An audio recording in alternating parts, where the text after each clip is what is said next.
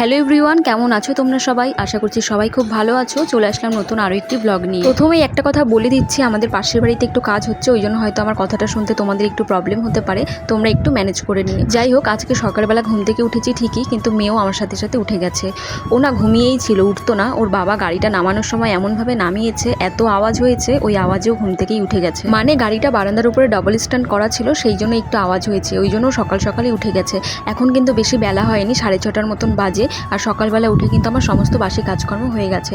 তারপর প্রথমেই আগে মেয়েকে খাবারটা খাইয়ে দিলাম, তারপর সব বাসনপত্রগুলো ধুয়ে নিয়ে আসলাম। আজকে যেহেতু অনেকটাই সকালে উঠেছে, তাই তাড়াতাড়ি ওর খিদে পেয়ে গেছিলো, ওই জন্য ওকে আগে খাবার খাইয়ে তারপরে আমি গেছিলাম বাসন ধুতে।